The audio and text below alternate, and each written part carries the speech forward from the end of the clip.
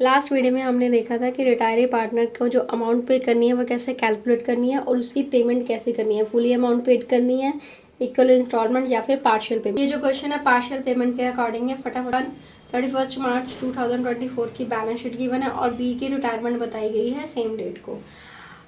The above mention date of the following terms, नीचे वाली terms के अकॉर्डिंग उसकी रिटायरमेंट हुई है। Building to be appreciated by 7000। Retirement के टाइम पे, बी की रिटायरमेंट के टाइम पे बिल्डिंग की वैल्यू 7000 से इंक्रीज हो गई। फर्स्ट ये है। Second, provision for doubtful debts to be made 5% on debtors. ठीक है, 5% के डेप्टर्स की प्रोविजन बनाई गई, मतलब एक तरह से जीरो प्रोविजन थी तो प्रोविजन इंक्रीज हुई है। प्रोविजन जब इंक्रीज होती है तो रिवैल्यूएशन अकाउंट में क्या किया जाता है, इसको डेबिट किया जाता है। और एसेट अगर कोई इंक्रीज होती है तो उसे क्रेडिट किया जाता है रिवैल्यूएशन अकाउंट में। Next, goodwill of the firm is valued at 18,000। Firm की जो गुडविल आई है वो 18,000 आई है, उसको एडजस्ट करना है without raising the goodwill account partners में। ठीक है जी, तो इसमें ये टोटल फर्म की है गुडविल, इसमें से पहले बी का शेयर निकाल लेना है कि बी की गुडविल कितनी आएगी जो उसको पे करनी है। तो जो बी की गुडविल आएगी वो रिटायरी पार्टनर को पे करी जानी है। Next, 3,000 to be paid to be immediately. जितनी उसकी पेमेंट करनी थी उसमें से 3,000 रुपये बी को उसी टाइम पे कर दिए। ठीक है जी, बैलेंस जो है वो कैपिटल अकाउंट का जो है उसका वो ट्रांसफ़र किया टू हिज लोन अकाउंट।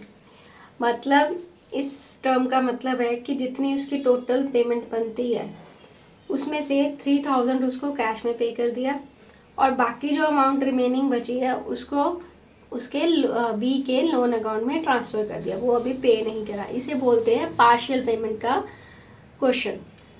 अब आपने प्रिपेयर क्या करना है, revolution account, partners capital account, cash account and the balance sheet after बीज रिटायरमेंट।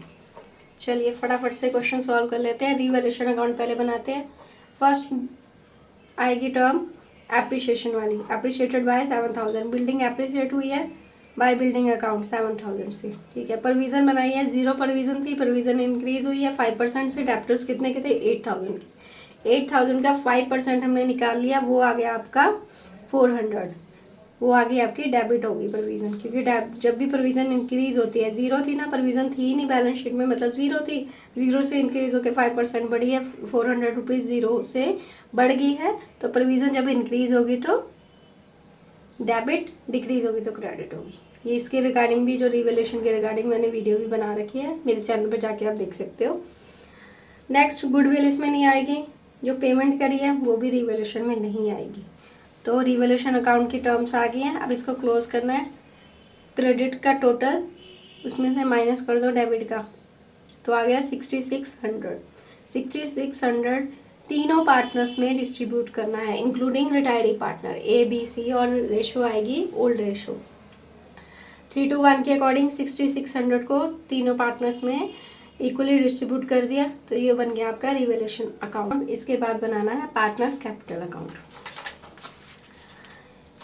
एबीसी तीनों पार्टनर्स का कैपिटल अकाउंट बनाने हैं। सबसे पहले तो तीनों का कैपिटल का बैलेंस ले लीजिए, ओपनिंग बैलेंस जिसे बोलते हैं, बैलेंस ब्रोट डाउन। तो बाय बैलेंस ब्रोट डाउन तीनों एबीसी का आ जाएगा। नेक्स्ट उसके बाद आएगा आपका रिवैल्यूएशन का जो प्रॉफिट आया, रिवैल्यूएशन का प्रॉफिट क्रेडिट करना है तीनों पार्टनर्स का। उसके बाद आएगा आपका गुडविल की एंट्री। गुडविल टोटल है 18,000 टोटल फर्म की है, बट हमने गुडविल की जो पेमेंट करनी है वो पूरी की पूरी 18,000 नहीं करनी है। बी का जितना शेयर बनता है गुडविल का उसी की पेमेंट करनी है, क्योंकि बी रिटायर हो रहा है तो पेमेंट बी को जानी है, और पेमेंट ए और सी के द्वारा करी जाएगी, गेनिंग पार्टनर के द्वारा। तो इसका पहले शेयर निकालो, 18,000 इंटू 2/6। 2 उसका शेयर है, 2 ओवर टोटल का इनका तीनों का टोटल ओवर 6 आ जाएगा, वो आ गया 6,000। 6,000 की पेमेंट करनी है गुडविल की बी को। अब पेमेंट कैसे कैसे करी जाएगी, ए और सी किस अमाउंट में पेमेंट करेंगे, वो करेंगे गेनिंग रेशो के अकॉर्डिंग। अब क्वेश्चन में सिर्फ एक रेशो दी गई है, ओल्ड रेशो, इसके बाद कुछ भी गिवन नहीं है आपको रेशो के रिगार्डिंग। तो हमने यही एज्यूम करना है कि जो बाकी रिमेनिंग रेशो बचती है, जैसे 2 बी का शेयर है तो 2 को अगर निकाल दे तो बचा क्या है, ए और सी का 3 और 1। तो इनकी जो रेशो आ जाएगी गेनिंग रेशो वो 3 और 1 आ जाएगी। तो 3 और 1 रेशो के अकॉर्डिंग 6000 को डिस्ट्रीब्यूट कर देना है ए और सी में, और जो टोटल पेमेंट 6000 है वो बी के उसमें अकाउंट में चली जाएगी। अगर देखी जाए तो एंट्री आएगी A is capital account, C is capital account to B is capital account. यहाँ पे गलती से बी लिखा गया, यहाँ पे सी आएगा, C is capital account to B is capital account. तो ट्रांसफर कर देनी है एंट्री कैपिटल अकाउंट में, by A is capital by C is capital, B वाले कैपिटल अकाउंट में अमाउंट आ जाएगी उनकी रेशो के अकॉर्डिंग, गेनिंग रेशो के अकॉर्डिंग जो जो उन्होंने देनी है बी को। और इस साइड टोटल अमाउंट आ जाएगी इधर to B is capital account, जितनी जितनी ए और सी ने पे करी है। जितनी पेमेंट्स को कैपिटल में से होती है वो डेबिट साइड लिखते हैं, और जो मिलता है कैपिटल में जो इंक्रीज होती है जिससे वो क्रेडिट साइड लिखते हैं। इसीलिए बी के कॉलम में हमने 4500 और 1500 लिखा, क्योंकि ये अमाउंट बी को मिल रही है तो क्रेडिट साइड दोनों के द्वारा दी जा रही है, तो क्रेडिट साइड बी के कॉलम में ही आएगी। और इस साइड ए और सी ने ये अमाउंट पे करी है तो ए के कॉलम में 4500 आएगा और सी के कॉलम में 1500 आएगा। यहाँ पे कंफ्यूज नहीं होना कि एंट्री कैसे पास करनी है। उसके बाद नेक्स्ट आ जाएगा, यहाँ पे आप ध्यान दीजिए तो बैलेंस शीट में आपको प्रॉफिट एंड लॉस अकाउंट दिया गया है 1200, मतलब डेबिट बैलेंस है प्रॉफिट एंड लॉस अकाउंट का। इट मीन्स ये अकोमुलेटेड लॉस है।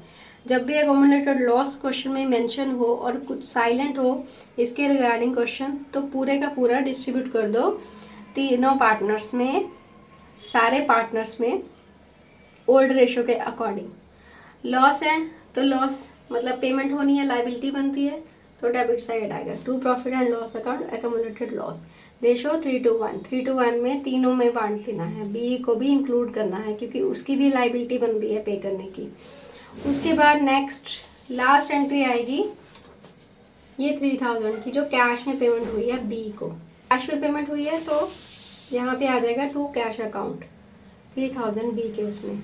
और उसके बाद बी का कॉलम क्लोज करना है, इसका क्रेडिट साइड टोटल करके डेबिट को 400 को माइनस कर देना, तो जो बैलेंस आया 14,800 वो आया उसका जो पे करना है अभी बाद में, और ये सारे का सारा लोन अकाउंट में ट्रांसफ़र करना है। इसी तरह से बाकियों का भी बैलेंस निकाल देते हैं। ए और सी का क्रेडिट साइड का टोटल करके डेबिट को माइनस कर देना है, इसे सी का आ गया और ये आ गया, इन दोनों को माइनस करके टोटल में से ये ए का ये आया उसका न्यू जो बैलेंस आया। जो हमने न्यू बैलेंस शीट बनानी है उसमें कैपिटल में ये वाली अमाउंट लेनी है दोनों, और ये उसके लोन में जाएगा। अब देखते हैं कैश अकाउंट। अब बनाते हैं कैश अकाउंट। कैश अकाउंट का फॉर्मेट डेबिट में आएगा बैलेंस ब्रॉट डाउन। कैश का बैलेंस शीट में ब्रॉड आपको गिवन है 4700 आ गया बैलेंस ब्रॉट डाउन। पेमेंट कितने की करी है 3000 की, 3000 की पेमेंट हुई है तो क्रेडिट साइड आ जाएगा बाय बीज कैपिटल अकाउंट 3000। 4700 में से 3000 जो माइनस करके आया वो आया कैश का बैलेंस जो न्यू बैलेंस शीट के अकॉर्डिंग शो किया जाएगा 1700। ये 1700 जो बैलेंस है वो अब जब नेक्स्ट हम बैलेंस शीट बनाएंगे तो उसमें ये वाला बैलेंस लिखेंगे, ना कि 4700 वाला। तो ये था आपका कैश अकाउंट। अब बनाते हैं बैलेंस शीट। ए और सी की बैलेंस शीट, क्योंकि बी रिटायर हो गया, बी की रिटायरमेंट के बाद बैलेंस शीट बनानी है ए और सी की। लाइबिलिटी साइड क्रेडिटर सेम आ जाएंगे और इसमें आएगा बीज लोन अकाउंट, क्योंकि जो बाकी पेमेंट है 3000 कैश में पे करने के बाद जो रिमेनिंग पेमेंट बची है वो आएगी लोन अकाउंट में ट्रांसफ़र करनी है, तो लोन अकाउंट लाइबिलिटी बनती है फर्म की, तो आ जाएगा बीज लोन अकाउंट, अमाउंट आ जाएगी 14,800। कैपिटल अकाउंट आएंगे ए और सी के, ए की कैपिटल जो कैपिटल बैलेंस हमने इसमें से निकाला कैपिटल अकाउंट में से वो आएंगे, ए और सी के बैलेंस आ गए कैपिटल के। ये आ गया लाइबिलिटी साइड का टोटल हो गया। अब एसेट साइड आएगा कैश अकाउंट में जो बैलेंस आया 1700, स्टॉक सेम अमाउंट का ही ले लेना है। डेप्टर्स रह गए थे, ये देख लेते हैं। डेप्टर्स 8000 के हैं, 8000 में से लेस करनी है जो 5% की प्रोविज़न बनाई है न्यू बैलेंस शीट में, वो माइनस करके 7600 के आ गए आपके डेप्टर्स। नेक्स्ट बिल्डिंग एप्रिशिएट हुई है 7000 से, तो ऐड कर देने 7000, बिल्डिंग आ गई 30,000, टोटल सेम आ गया एसेट्स और लाइबिलिटीज़ का। ये था पार्शियल पेमेंट के अकॉर्डिंग क्वेश्चन जो सॉल्व किया है।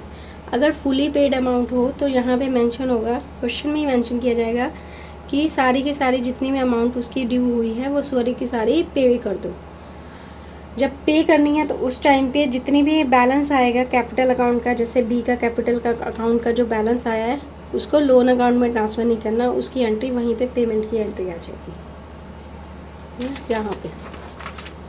जैसे हमने यहाँ पे बी का कैपिटल अकाउंट का बैलेंस निकाला ना कि कैश में भी पेमेंट हुई है और लोन अकाउंट में भी ट्रांसफ़र करा है, तो सीधे के सीधा कैश या बैंक जो भी चेक दिया है तो बैंक आ जाएगा टू कैश या बैंक अकाउंट आके इसका इसमें से ये माइनस करके 400 माइनस करके मतलब टोटल 17,800 जो आएगा वो आ जाएगा कैश या बैंक में। तो यहीं पे इसका क्लोज़ हो जाएगा, पेमेंट हो जाएगी। लाइबिलिटी साइड यहाँ पे लोन अकाउंट कुछ नहीं आएगा, कैश अकाउंट भी बनाने की ज़रूरत नहीं पड़ेगी अगर मेंशन नहीं किया गया तो।